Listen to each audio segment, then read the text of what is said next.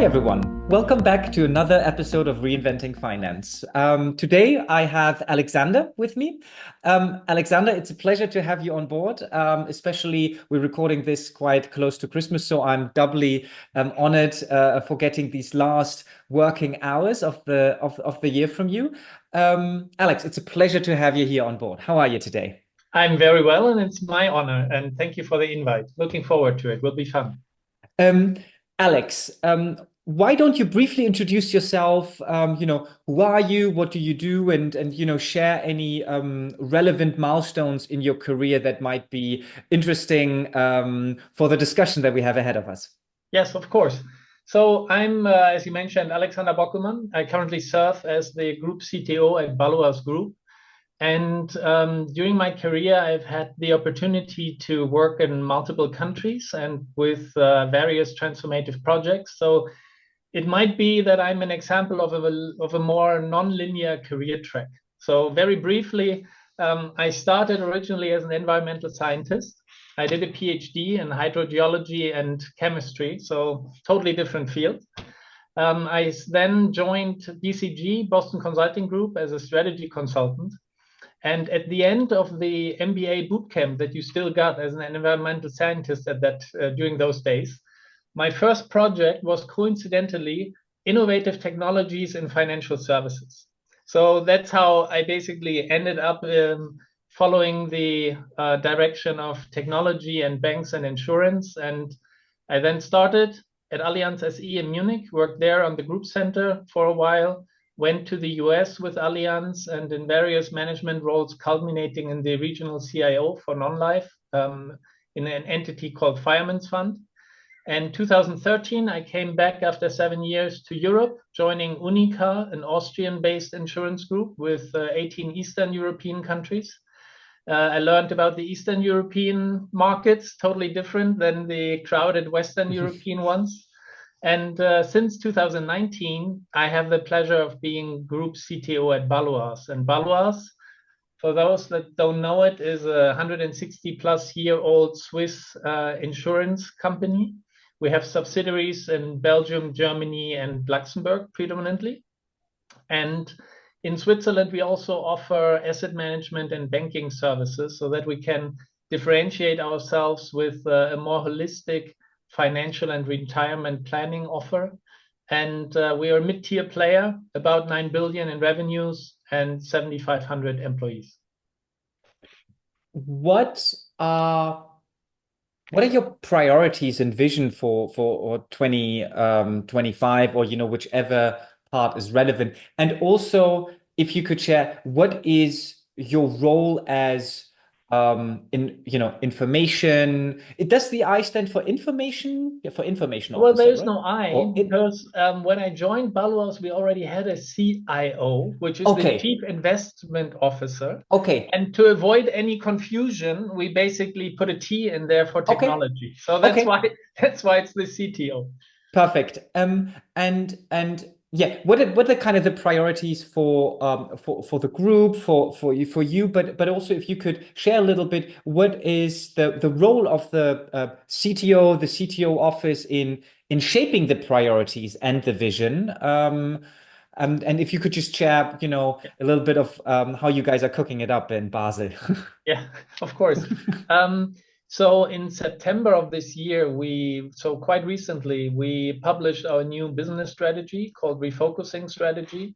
And there are three relevant pillars in there from an IT perspective, which is the technical profitability. Baloise is known for quite a profitable non-life portfolio. The second one is operational excellence, which is a challenge for everybody, I think, nowadays with the economic headwinds. And the fourth one is growth and the parameters shaping growth. And then there is a fourth one, capital efficiency, which is maybe less important for the IT per se. But the first three are quite important. And on those, we also develop what we call our One IT strategy. We are basically a multi-country entity. With a One IT strategy, we build our group level strategy. As the CTO, I'm trying to bring the IT enablement into the discussions, meaning nowadays every company is an IT company, to be honest. There are hardly any business capabilities that are not somehow IT assisted or enabled. Even if you now take the AI front, cognitive spaces are being IT enabled in the future. Let's see where that is going. But on the IT side, to enable that business strategy, we defined 5 priority areas. One, I think, is relevant for all of us, which is the IT operational excellence. So how can we improve our professional services in IT, reduce technical debt, and optimize our costs? And I think the challenge and one of the obligations of the CTO is to bring long-term IT strategies into short-term business strategies, because often those debt reduction activities take a while. And although you need to be nimble in your market and you might have shifting business focused topics, I think the CIO or CTO is responsible to also look a little bit for the longer term trends, building capabilities, reducing technical debt, those kinds of topics. And that's operational excellence for us. The second thing is our industry, financial services, is very much built on trust. Originally, it's the relationship between somebody giving a promise of helping if something bad happens. It's basically an insurance policy. It's a promise to get help when something happens. So nowadays, we live in a digital community. So what does it mean? That means that the second pillar in our strategy is digital trust. How can we basically ensure that we are committed to strengthening our cybersecurity, the transparency on what we do with data? In the AI front, how do we have ethical and transparent AI?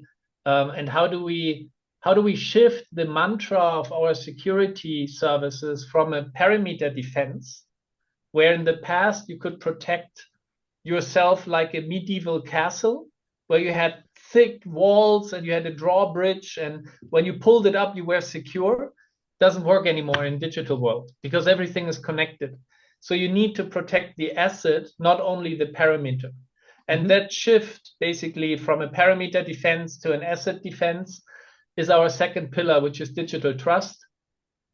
The third one is innovative modernization of our core capabilities. How are we basically leveraging software as a service? How are we leveraging, let's say, integration in ecosystems and other kind of topics, and how do we strengthen our core internal business and customer service journeys? And the fourth and fifth, I put them together, is essentially our journey to the cloud. The cloud is also prevalent for us, so we need to see how we shift the old way of delivering IT into a more dynamic, demand-driven, cloud-native sort of environment, and those are our last 2 priorities. So, and you know, of course, thank you for sharing. Seems like quite a holistic picture, as these strategies usually are. What I thought was quite interesting, and I would like to better, I think it would be interesting to better understand that conflict of, you said, I don't know whether it's a conflict, but I think usually where there is a decision, there is some form of trade-off, and so potentially conflict. To say we have what do you say, like a one IT, one platform strategy? How did you call it? Yeah, it's basically our one IT strategy, which is the umbrella strategy for all our country activities. Does that mean that you kind of roll out top down? These are our, I don't know, these are the core systems that we're going to use. These are the vendors that we're going to use. This is what you're allowed to do. You know, you always have that conflict of, I would say, strategy and tactics, central, decentral, long-term, short-term, and especially with technology, where certain things, as you said, if you have technical debt, you know, it sometimes even gets worse before it gets better. And people just forget, especially non-technical people like myself. It's like, oh, the feature, great, I just want the feature. And then you're like, yeah, but it needs to be maintained, it needs to be updated, and people forget, right? So just whether you feel there is whether you see these trade-offs and how you deal with them, as the business priorities shift, requirements shift, and no planning can no one planned for inflation in that regard. This is not a planning fault. This is just the nature of business. I think the challenge, first of all, every strategy for me is a bundle of trade-off decisions, because if you don't say no to something and you do everything, you don't have a strategy, right? You need to somehow have priorities. So in this way, what do you say no to? Yeah, my first comment would be you need to make some trade-off decisions to sharpen the profile where you want to go. The second thing is that I think, and coming back to combining your first and second question, I think as a CIO or CTO, you need to find the balance between short-term opportunity and long-term needs and trends. And what we try to do at Baloise is that we also with our One IT strategy, we basically look at the multi-quarter, multi-year activities where we want to achieve a strategic goal over a longer time period. For example, a strategic goal could be get all applications into the cloud, or build a new data core so that we can have data more available for self-service, for AI, for whatever. That is not happening next Monday. Even if the business is shifting priorities multiple times due to external or internal influences, you need to have that balance between also budget, resources, priorities. How do you keep the longer term strategic activities running while you retain some flexibility on the other hand? And I think that that is an ongoing activity that we do with normal PI plannings, but we are very adamant to define what are the longer term activities that take some of the capacity and budget away, because it's a strategic incentive or imperative to achieve that. And then what is the remaining flexibility that we can adjust more in a more flexible way, not to use the agile word for priorities. So that is a little bit the strategy development with regards to the trade-offs, B, the trade-off between short and long-term activity, and maybe a third topic you touched on is, are we working top-down or bottom-up? In some areas, we need to work top-down. For example, compliance or security topics, right? The weakest link is essentially the challenge in a big group. There we need to be more top-down. On the capabilities, however, we try to be more bottom-up, and we do that in a community approach. So we bring the business and IT architects together to identify which business capabilities are needed in the strategic term from the business side, and where are reoccurring themes that we can as a group then address to leverage them, if possible, as a shared service across multiple entities. Can you can you give an I really like the simplification of strategy. Just what do you say no to? Can you just give me what are 3 painful no's in your career? Because it's intuitive, but just to kind of what are some of the trade-offs that you had to maybe fight for, or at sometimes were not able to convince because there were short-term elements, if you could chat, so people get a feeling of what you need to deal with. in a prior life, it was, for example, the saying no to a already multi-year project that was geared towards replacing the insurance core, but it was seen that it would drive too much maintenance efforts and drive the run versus change in the future in an unfavorable environment. So even though there was a lot of money already invested, unfortunately, the decision had to be made because the optimization of the run component was a strategic imperative. Even such a project then had to be sacrificed because it didn't meet it. So essentially, there was a technical flaw in the architecture that triggered that. That's maybe more driven from a technology point of view. Another example is we, in the last 3 years, deprioritized business initiatives because we wanted to consolidate all of our 500 client server applications in a private cloud. And to do that in a certain time period, we had to slow down some of the activities on the IT and business side to prioritize that endeavor, which was quite impactful for all entities. These are two examples. Let's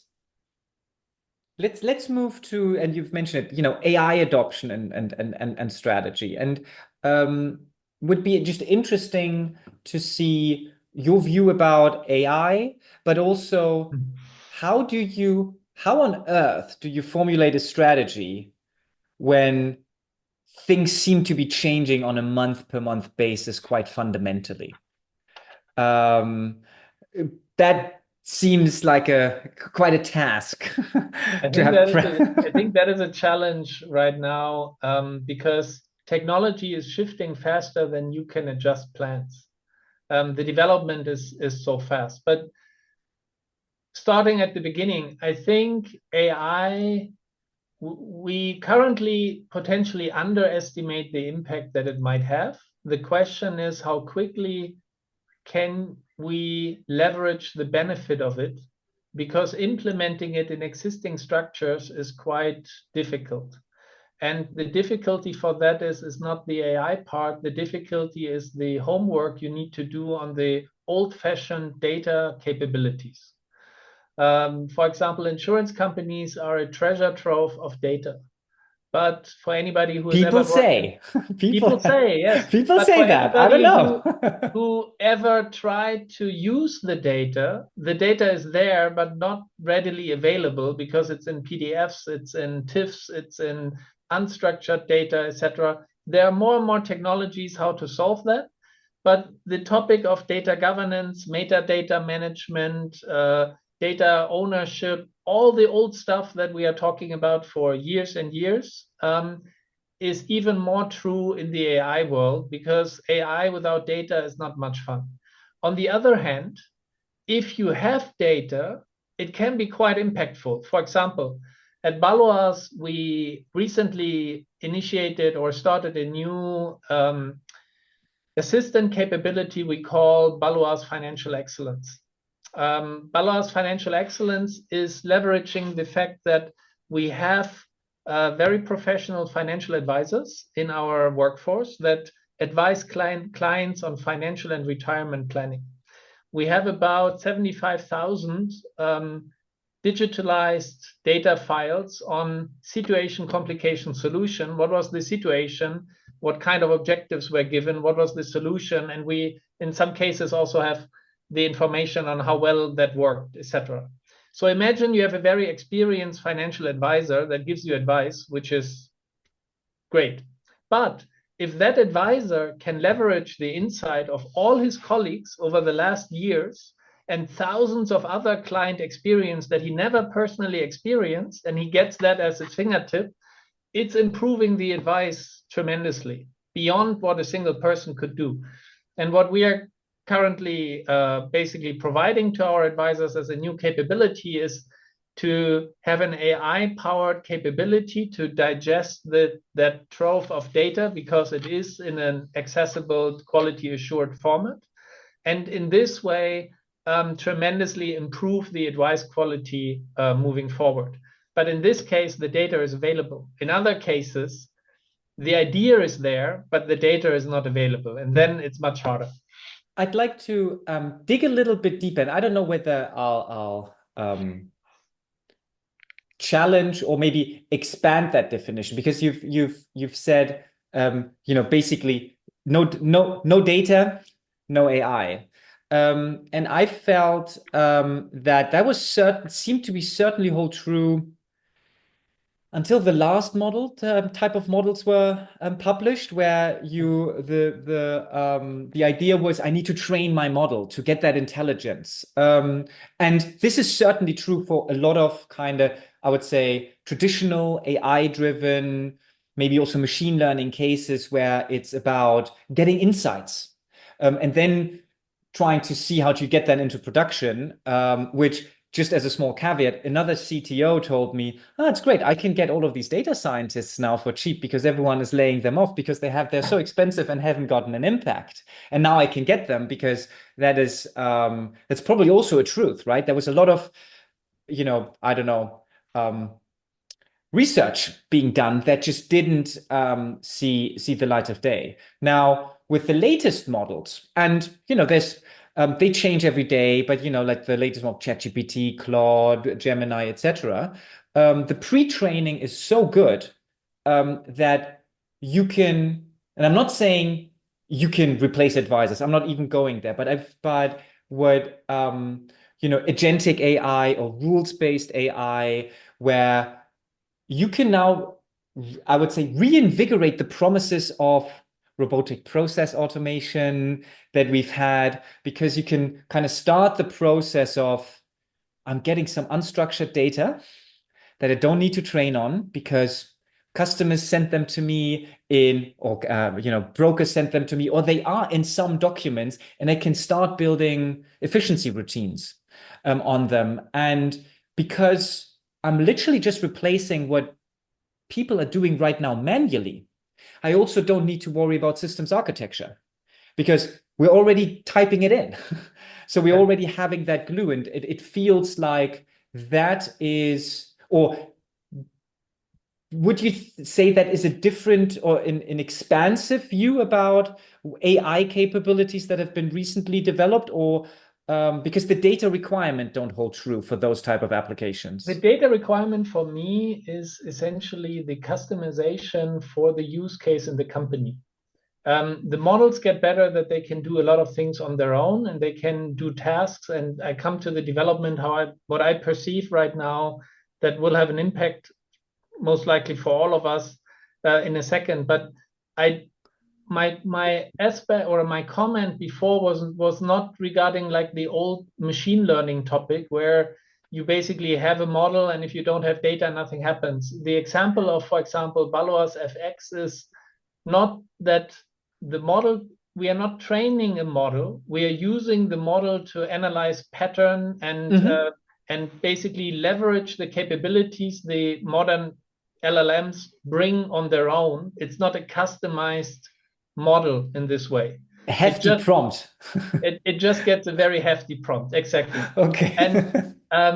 And what I think, however, is that this maturity level of AI that Sam Altman recently published or talked about, I think that resonated well with me, where the first level was the chatbot. Okay, that was the ChatGPT. The second one is the reasoners, where you have the PhD level information that you now have with the latest models that score very highly on technical science and other areas.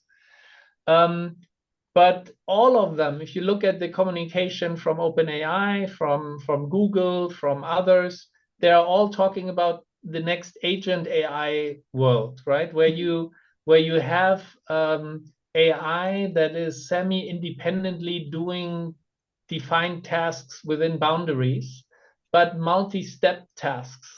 And what I find interesting is, but now we enter a philosophical question. If you look at AI research for big tech, this year and next year, depending which source you take, it's between 250 and let's say 400 billion US dollars this year, big tech spending on AI research. I had 240 billion for big tech and then some 60 billion for VCs. But so order of magnitude, all of them are saying 2025 is not large, it's even bigger, right? So let's say 750 billion, 600 billion, whatever. It's right? A lot. So now imagine they are not, and even OpenAI is now going for profit, right? Not for non-profit anymore. So all of them have a revenue and a margin and earning expectation. How do they price that if the chatbot is costing 20, the reasoner is costing 200? What would be the price of an agent? And what does an AI contract look like for an enterprise level company in the future that has, let's say, 7,000 employees and 15,000 AI agents or 50,000 AI agents? So I can I can tell you what the VCs would like to, they would like to benchmark it against personal cost. That's what they would like to do. There is a first one, which is Devon AI, I think, a program agent. He costs $8 an hour, $500 a month with 60 something hours of work time, which is also weird. Why does an agent have a limited work time? But anyway, that's a It's to benchmark it into that bucket. That's kind of the view to get out of the tech budgets and into the personal budgets. And I agree. It's going to be interesting. I guess I think the interesting thing you can with the well, let's take a step back. I thought one recommendation I've gotten from I think it was the CEO from Anthropic who just said, what was his recommendation? It's just like start engaging with it. Because the truth is, we also don't know all of the capabilities. Like everyone you talk to, they don't know. And from personal experience, it is certainly a learning curve because it's at the very least, I think the analogy that I take on a kind of individual level, if you think, well, how can AI help an individual person doing more of, cooler stuff? It's going from doing things yourself to delegating. And that's not the same thing as anyone who's ever delegated had to do. And I think that in itself is kind of a skill. Yeah, please go ahead. What we do at Baloise is we engage it in three different levels. So we have the embedded Gen AI usage. For example, if we have in the CRM a conversation or an advice discussion and we summarize it automatically and give it to the customer, that's using embedded capabilities in the software, right? Yeah. So that's engagement number one. Engagement number two is self-service Gen AI use cases, pre-templated approaches, reoccurring needs by employees, etc. Give a library, use it there, learn, so that not everybody needs to become an expert in making use of the technology, but they see what the value is and then they can start experimenting on their own. But some use cases, if they are reoccurring, we quality assure them, pre-template them, give them to them. And do you have an example? Yeah, for example, if you want to develop a job description, we have a template where you give some information and you get basically a professional job description out of that. We have it for example, programming. The AI for GitHub or something like that is similar. So that is where you have a self-service capability. And the third one is where we implement it in our business processes. The Baloise Financial Expert or Excellence example is one where we incorporate the capability in a pre-existing business workflow. Or, for example, comparison of documents and contracts would be another one, which is an existing capability. It's much simplified with Gen AI. That is essentially integrating it into existing processes. So all three areas of engagement we are using. The easiest, obviously, is the embedded Gen AI, where you just customize and use the software-driven AI usage. But it's also the, let's say, least powerful in a way, especially if you're in a world where a lot of the complications of true efficiency are as you've said, it's. I thought so myself, but okay. One example that has quite an impact for us is the use of speech bots in customer service. So as an insurer, obviously you get a lot of calls, first notice of loss for claims or whatever. And for quite a while, we are now working with speech bots so that you don't have this very annoying IVR system where you are stuck in a tree and call one for blah, call two for blah. So we replace that. And you can now, in natural language, essentially say what happens. It gets played back to you. Did I get that right? If there is a self-service capability for your need, that will be triggered or you will be steered towards that.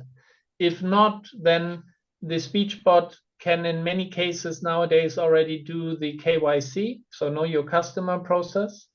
And identify the intent of the customer, which allows us to route it to the right expert to do a first stop right solving of the problem that the customer has, which is a win-win. Because for us, for the customer, it's reducing the call time.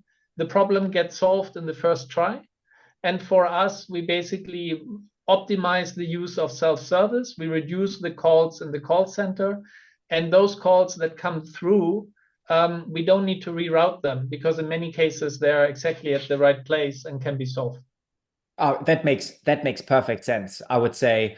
And that's what I mean about how difficult it is to kind of have a strategy because on these capabilities, because it might be that the embedded Gen AI is really powerful. It might be that it's not. You don't know which tools they're going to use in the background, etc. It might be that it's, that kind of triage allocation thing is probably something that then sits with when you're still getting, I don't know, letters scanned. Then you have it in email, you have it on phone. And as these inputs are different, strategically, you might say, shouldn't we have a central triage decision making? Or maybe you don't. And I think it has a lot to do with the fact of what works.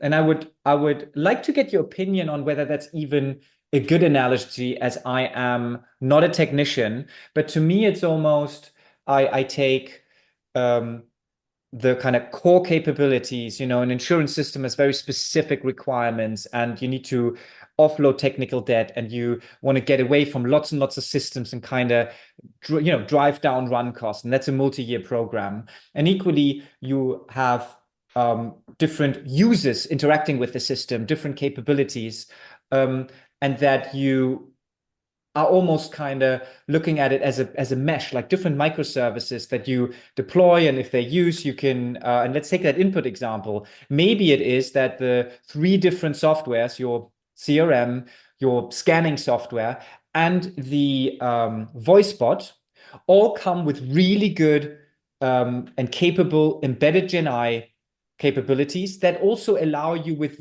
reasonably simple triage functionality that you can then tinker, and then you'll have that logic there. Or you see, one is with the bots, but for the other 2 you put an AI agent in between and doing the triage there. I don't think you can. Once the agents are basically there, I think we just then need to play a little bit with the capabilities without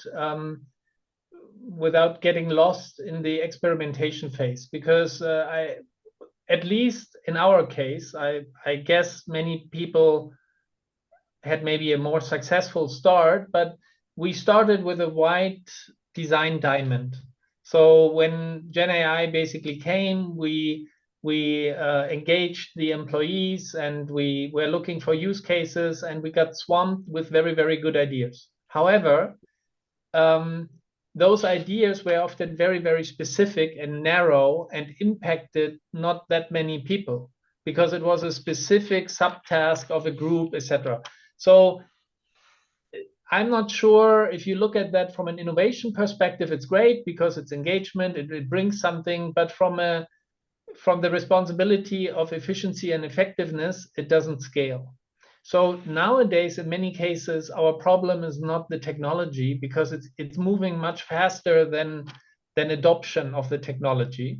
For us, the challenge is often to identify the scalable use cases that can then be scaled and have an impact on a whole function, a whole organization, multi-organization, or multi-country organizations. And in this way, then also achieve a scale effect that brings some tangible benefits. And that is often the challenge, to find those cases.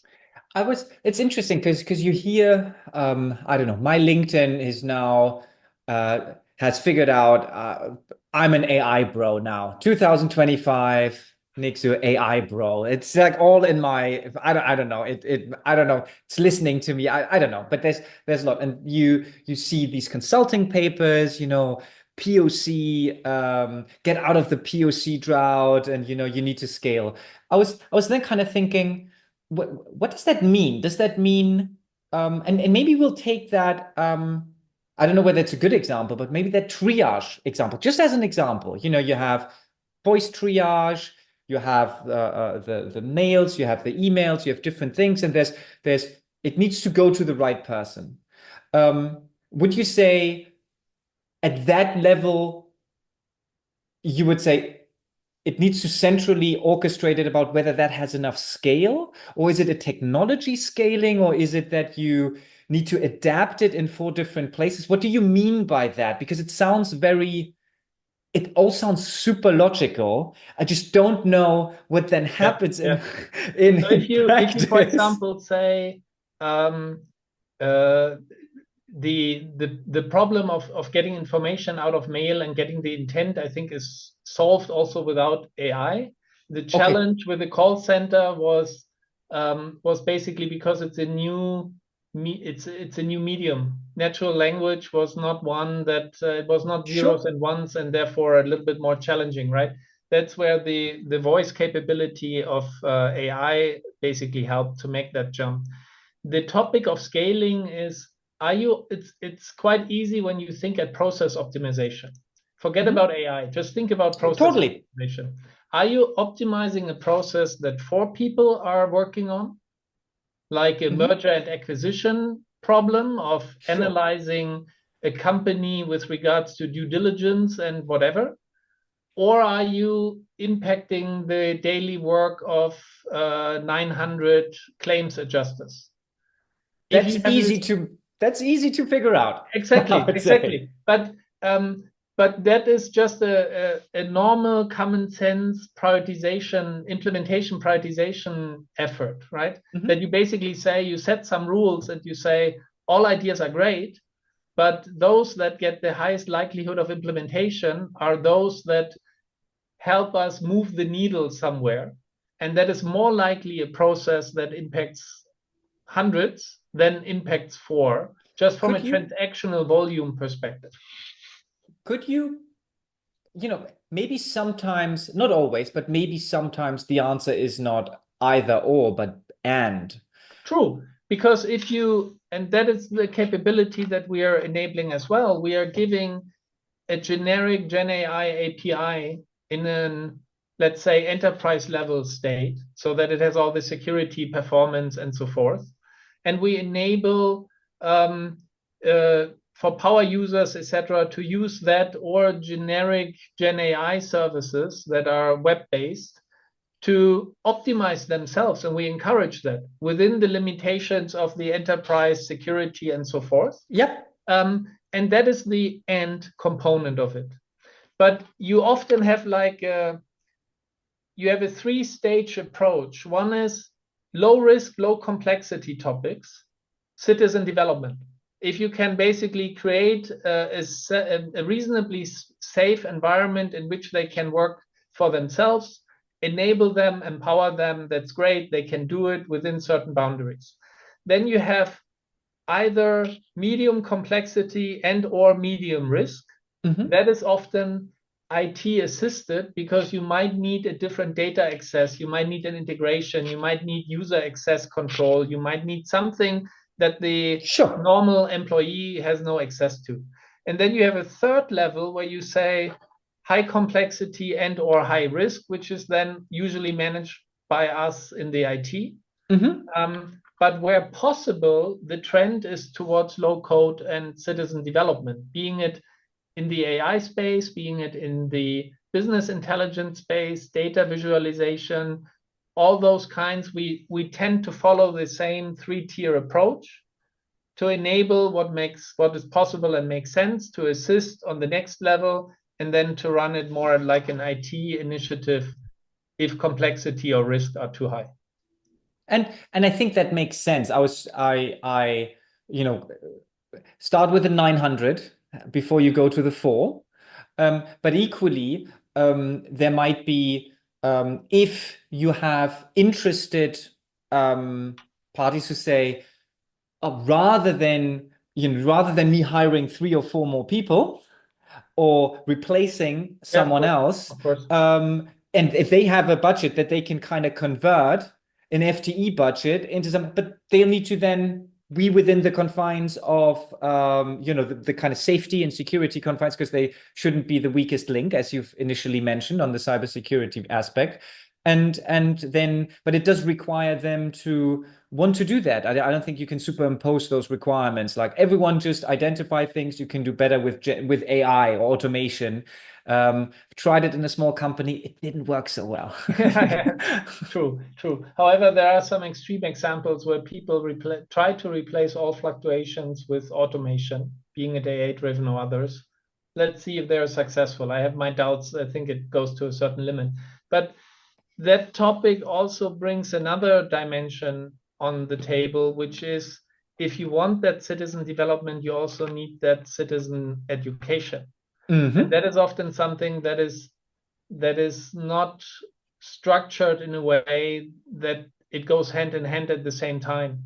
And I believe that going forward, the foundational AI capabilities, however they will evolve over time, will become a base curriculum item because of that development, that there is the possibility of use them on your own, but you need to also provide some way and help how to use those tools and for what purpose.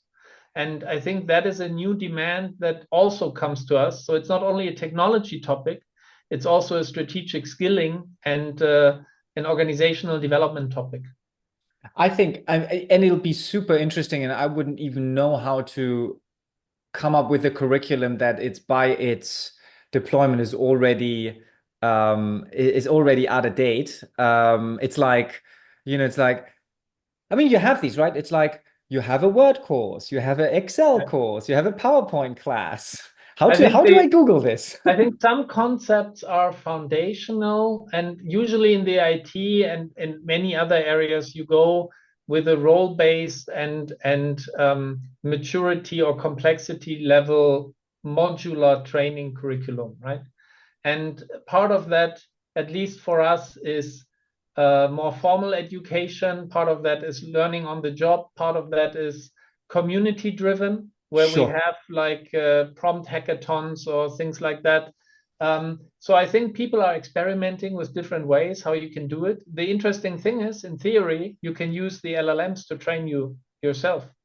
I mean, that's the interesting thing, right? If you, I would, and I'm certainly not I would say a power user, but I find ever better ways to kind of, and it's just me and the LLM just kind of, can I do this? Can I do that? And then it's just, from start writing emails, structuring it. It doesn't get my tonality. I don't want it to write emails. I'll try it again.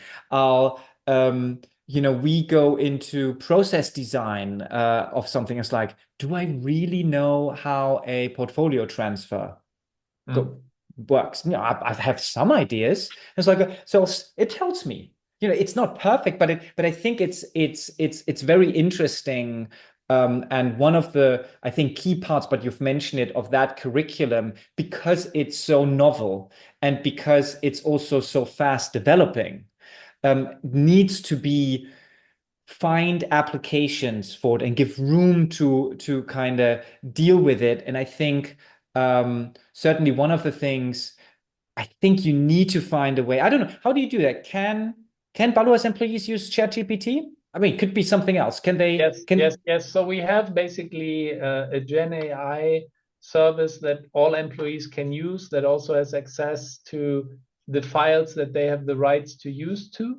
Just as context, you can refer to them, you can include them in the prompt or whatever. But it's essentially within the corporate defines, within the access and data security limitations. And there's also a switch where you can say use basically an internet access, but the prompt doesn't go out, but you have the LLM has the ability to access the internet. That's one option.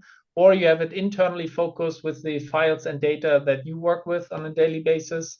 All of our employees have that capability.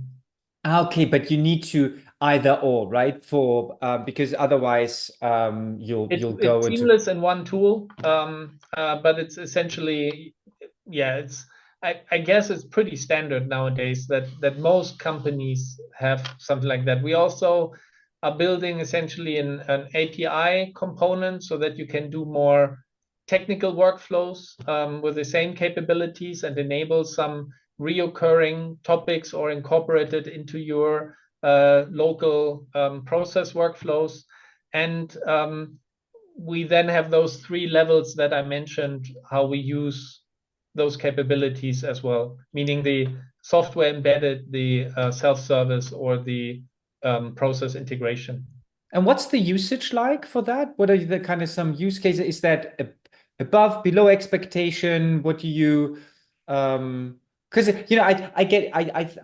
I would imagine it can be quite frustrating when you sometimes go, oh, business wants all of these things, and now then you deliver something, and then they don't use it, or they don't use it well. I mean, how often is it even that users don't That is the use the interesting thing capability? with the prioritization. So we started, as I mentioned, with the design diamond quite open and free, but we focus now very much on the topic of scaled use cases and efficiency use cases.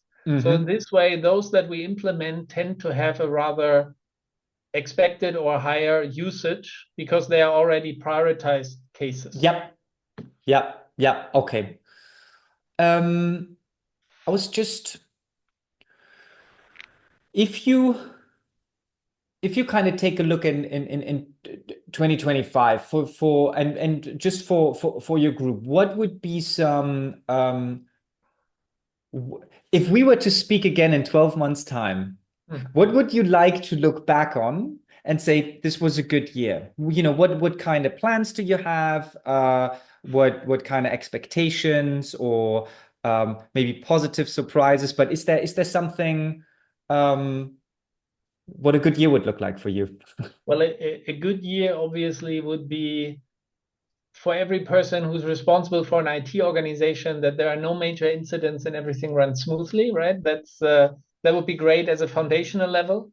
But other than that, we have some interesting projects that we are working on. One is essentially moving some of our core insurance systems into the cloud. It would be great to achieve the plans there. The next one is, which I think is a foundational capability that all of us need, or many already have, but we are a little bit catching up, is the capability of have an enterprise level data capability in the cloud as well, for those applications and use cases that go in that direction. I would like to make some steps in the area of zero trust security, meaning in the identity and access management approach, which is more a security and compliance topic, but quite foundational in the shift of the model. And we are working hard to also improve the integration with our partners and our customer workflows to make it easy to work with us.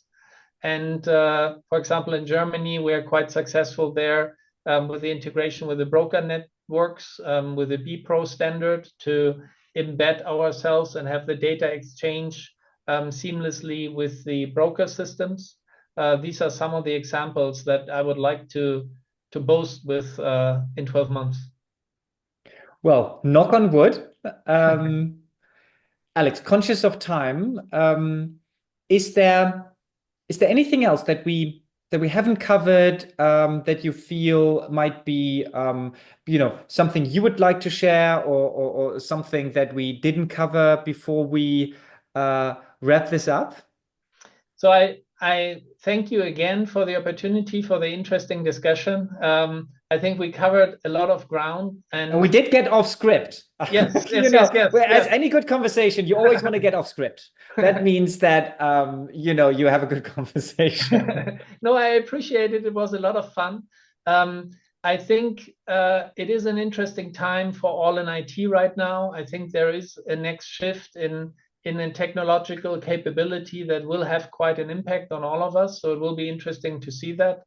I think there's also a ton of interesting stuff happening in the insurance industry, which might be a topic for a whole other podcast. So I can only say working in tech and insurance is a lot of fun right now. So if anybody wants to, there are lots of opportunities. And are you hiring? Of course, good people are always welcome. And I at least have a lot of fun in that industry. And I hope now everybody has a nice and relaxing holiday season. And wishing you, Nick, also all the best for the 2025. Alexander, thank you so much for your time. Everyone listening, thank you so much. And when you're hearing this, we hope you've had a great start into 2025 and are as excited starting this year as Alex and I are wrapping up 2024. Thank you very much. Have a good one.